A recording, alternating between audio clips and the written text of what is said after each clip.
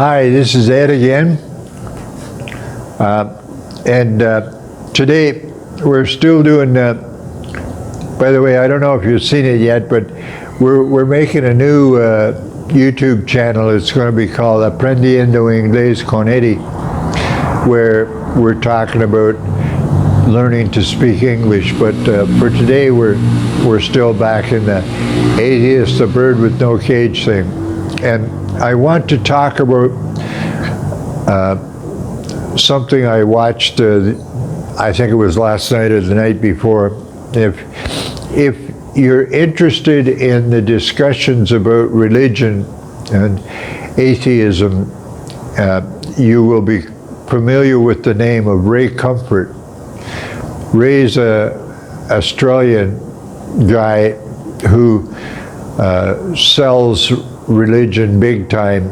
He's famous for doing a video that he called The Atheist Nightmare, and it was the banana was Atheist Nightmare.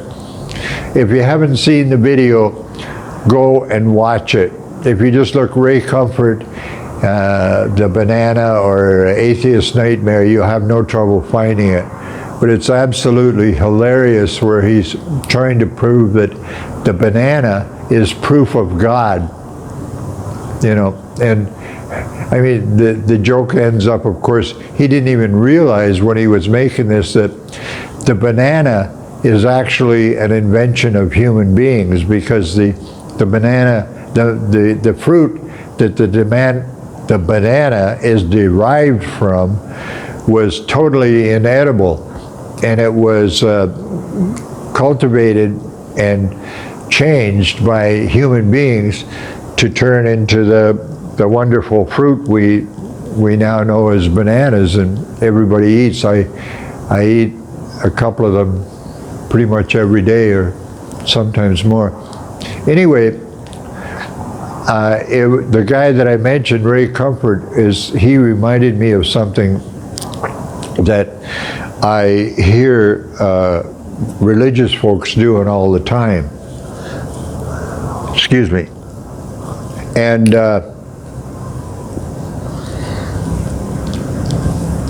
what he was doing in this video, he's making a documentary. And the documentary says something like, watch this video and you will no longer doubt that God.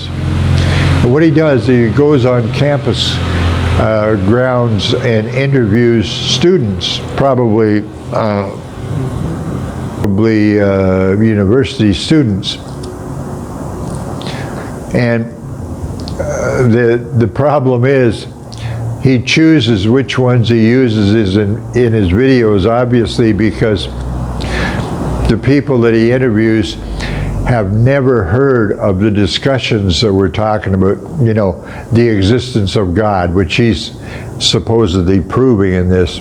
So what he does is he talks to these people, a young couple, and he says to them, have you ever told a lie? And they say, well, yes, of course. And he says, well, what do you call people who tell lies? Well, the answer is we call them liars. So you're a liar. Well, and then the gist of his argument, or the logic is, well, since you're a liar, you need God to forgive you, because otherwise you're going to hell. Which of course is assuming the whole damn thing. He's assuming, first, God exists, secondly, hell exists, and thirdly, God makes the rule that if you tell lies, you're going to hell. And these people, what he does, he chooses these people very carefully, because if he asks me these questions, if he says to me, do you ever tell a lie? I'd say, sure, I've told lies before. For example, if somebody was looking for you to kill you, and they came to me and said, hey, where's Joe Blow? I'm going to kill him, and I know where you are, I'm going to say, I have no idea where that person went, and I might even try to misdirect him. Say, I think he went to Quaker Yule or something.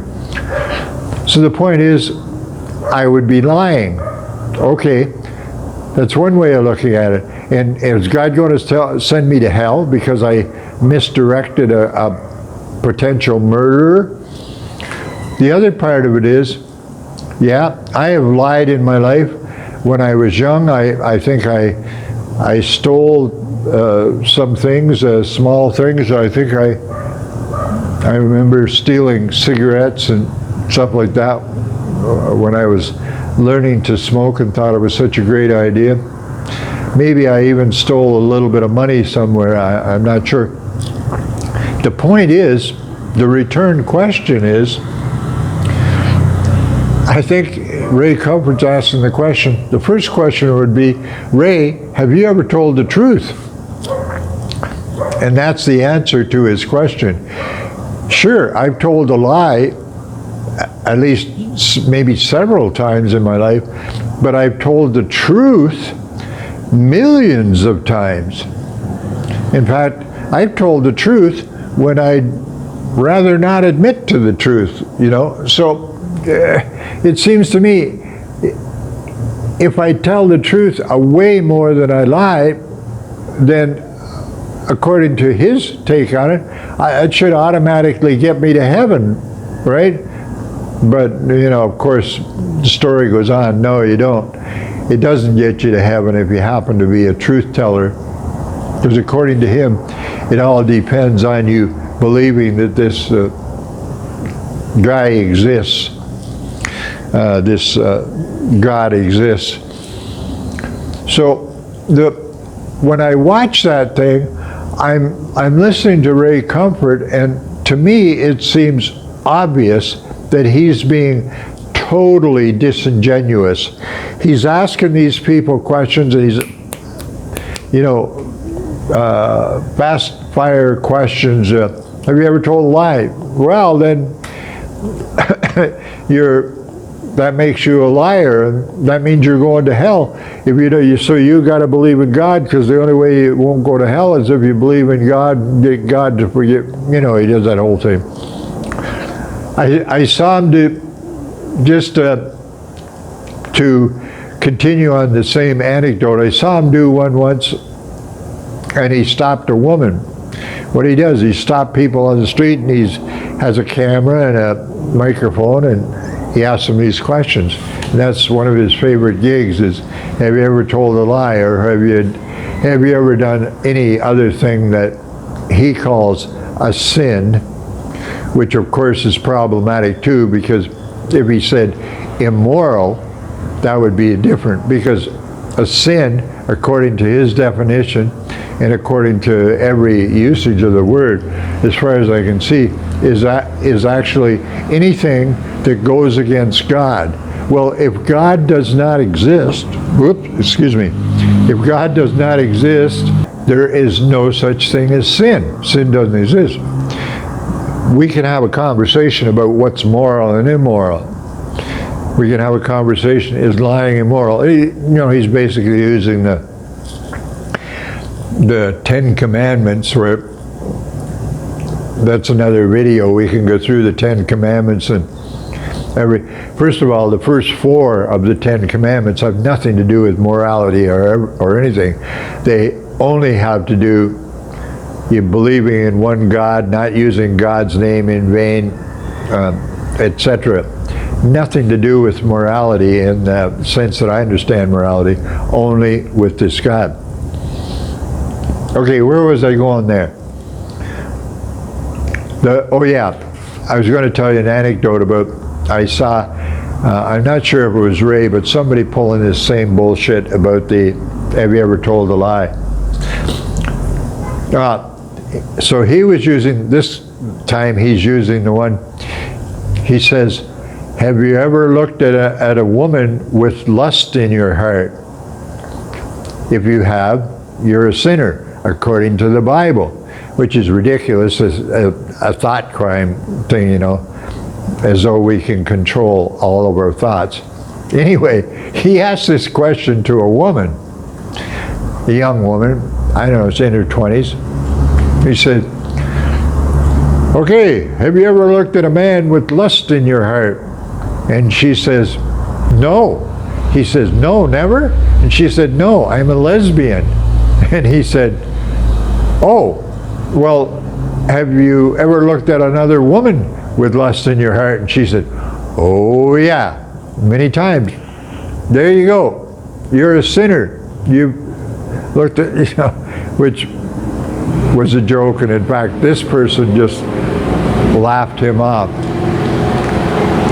I'm not sure there's a really well-defined point to this argument, but it's the idea that he is using people who he asks these, rapid-fire questions, and they, well, have you ever told a lie? Everybody, unless you're lying again, you say no. Almost everybody has to.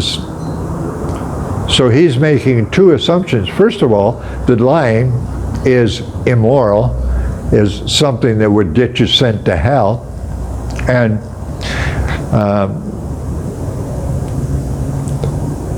and secondly, that everybody does it.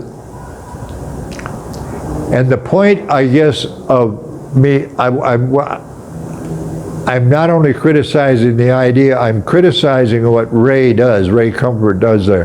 What he does is he goes around interviewing young people on campus. If he bumped into me and he said, have you ever told a lie? I'd say, yeah, sure. But as soon as he said, well, then you're a liar, my next question would be, well, have you ever told the truth? No matter what he says, I say, I have told the truth, and I've told the truth a lot more times than I've ever told a lie. So that means I'm a truth teller, no? Doesn't the number of, what are you doing here? It seems to me what he's doing is blatantly dishonest. He's, first of all, he's asking questions and not giving alternative answers, and he's talking to people. He keeps talking to until he finds, or keeps interviewing different people until he finds somebody that has never had to deal with these kind of questions before. Well, I guess I have to agree, sort of, that's the kind of answers you get. So I find that a thing that I repeatedly over and over and over see religious people doing. And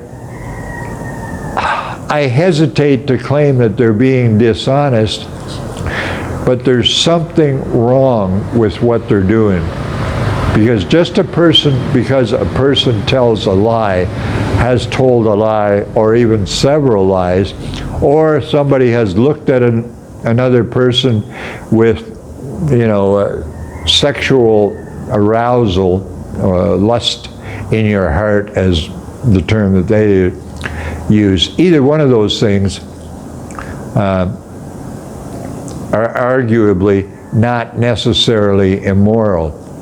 Certainly, looking at I've only done it about a gazillion times in my life, looking at an attractive woman. Even since I've been with my wife, who is the only woman in my life, but even since then, when a very attractive woman walks by, of course I notice that she's attracted. And wow, whatever you want to call that, you feel lust in your heart is the kind of terminology.